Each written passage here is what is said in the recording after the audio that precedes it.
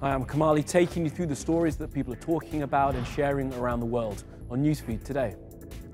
Nakba. More than 50 die and thousands are injured in Gaza, while the United States opens its new embassy in Jerusalem.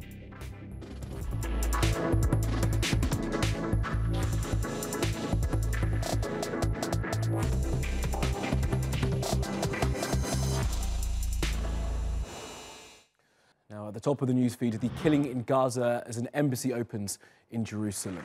This was the moment on 24-hour Israeli television that the First Daughter, Ivanka Trump, officially opened the US Embassy in Jerusalem. And this is what was happening in Gaza, about 90 kilometers away.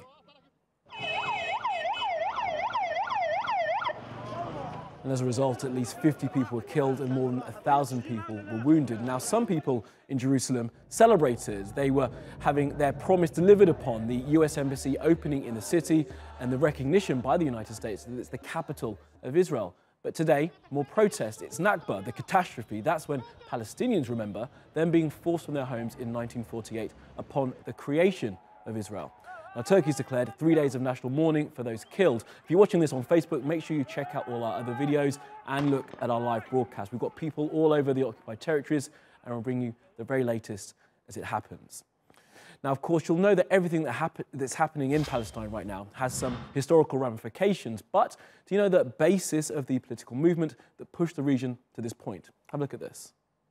Palestine has always been multi-ethnic, multi-religious, multicultural society. Zionism is opposite to this historic trend of humanity for coexistence and for diversity. Zionism is, of course, a political idea that came out in the 19th century, and the idea was to create a Jewish state in Palestine. The ideological concept was to conflate Judaism with politics, to make the confusion between nationalism and religious ideology. And they projected this on other people, including Islam and Christianity and others. The first resistance to this concept came from a new group called the Christian Muslim Association. So Christians and Muslims got together to basically fight this notion that Judaism requires a state and that it is a wrong concept, is what they explained, and that what we do is welcome people of all religions in Palestine. Zionism now wanted to, of course, divide the country. They tried to divide and conquer, as all colonial powers tried to do, divide and conquer. To divide, to make people think differently and to have them busy with each other, so to speak.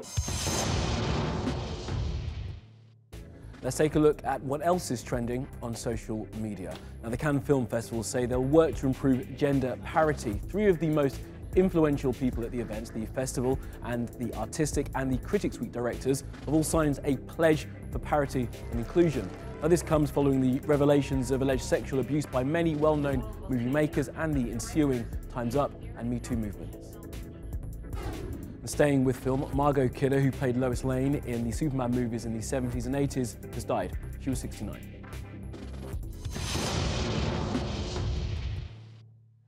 Now, a group of French intellectuals and politicians signed a letter last week asking for verses that they say are anti-Semitic to be removed from the Quran. It got us thinking, how should holy books written hundreds of years ago be updated to reflect modern life, and should they be? And what is particular about French society that people there would feel comfortable in doing so? We'll discuss it later with a professor of French politics, but first, take a look at this.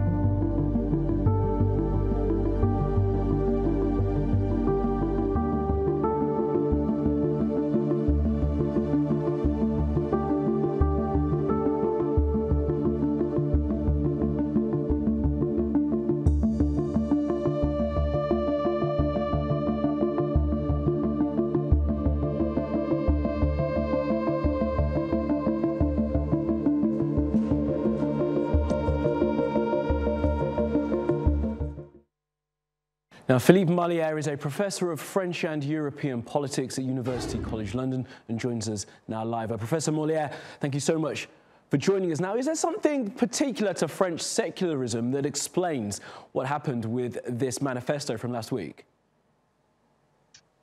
I think, yes, it's a very long tradition of secularism. French-style secularism is called laïcité.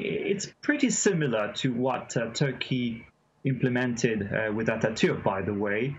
But also, it came after a long war, if you like, between the church, the Catholic Church in the 18th and 19th century and the state. And it's sort of, the outcome was a separation between the church and the state. The church is completely devoid of any influence of religion. That's really the thing. But on the other hand, laïcité should mean that believers or non-believers are very free to worship or to believe what they want to believe in. So I think it also, laïcité, enable people to believe very freely in French society. I mean, what kind of message do you think this kind of manifesto would deliver to the huge French Muslim community? I think it sends a very weird message to the outside world, you know, because laïcité is allegedly a philosophy of integration, of respect of any beliefs and creeds. But in practice, it doesn't do that, doesn't deliver that. Today, it has been used by politicians, by intellectuals, as, if you like, as a device almost to exclude Muslims, which are discriminated against, which are constantly targeted. I think it seems on the whole, to cut a long story short, that Muslims should be invisible, hence the recurring issue of the hijab.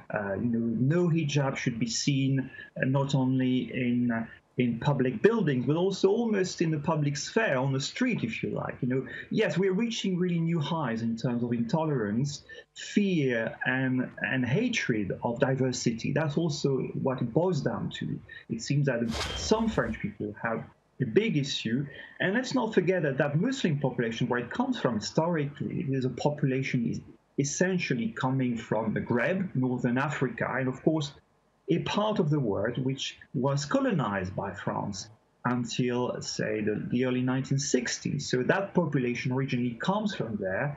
And of course, having colonized those countries, now that they've become independent, it seems that they were French for the French for as long as French was a colonizer. But now it seems that the French are far less welcoming to the new population, which, as I said earlier, you know, are French. We're not talking about foreigners here. It's people who were born in France, so they're completely French citizens.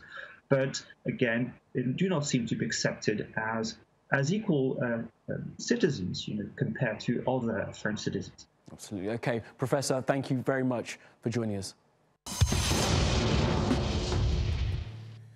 Now, the elections in Iraq over the weekend seem to be pointing towards an unlikely victor, Muqtada al Sadr. Now, his name may be familiar to you, but not as a politician. He was the head of a force that was fighting the Americans back during the invasion. Now, in the past few years, he's seemingly transformed himself into a prime minister in waiting. Here's 6 things you need to know about him.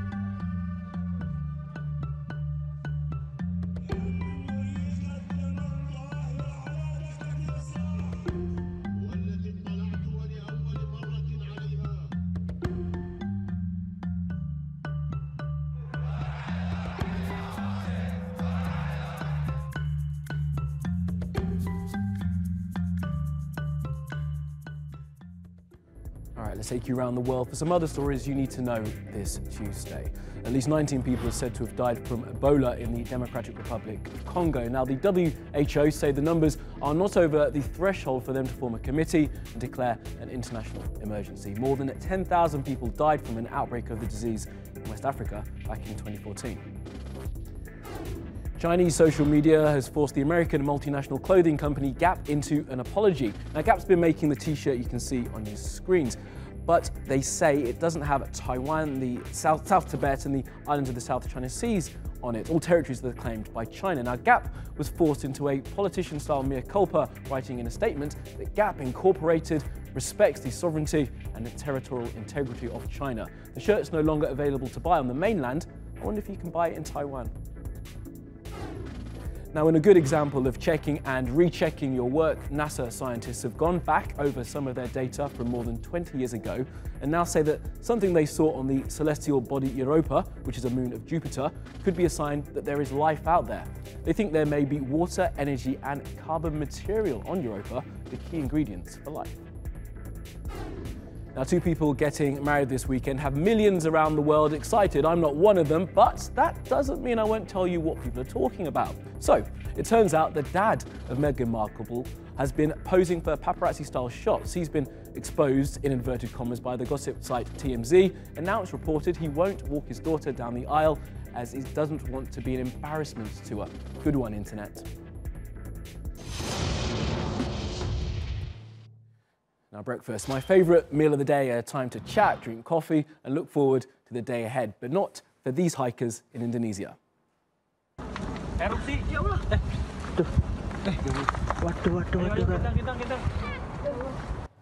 Now, that rumbling sound is not someone's stomach, but Mount Madapai erupting, of course. Being 2018, the hikers thought of their social accounts first and kept recording. They had a lucky escape, getting away unharmed, and got a bunch more followers. Nearby villages were evacuated. And animals doing stuff for Tuesday is this guy. I'll let you play the video in a few secs, but let me first set the scene. It's a hot desert town in the southern United States. You're thirsty, so you wander into a bar.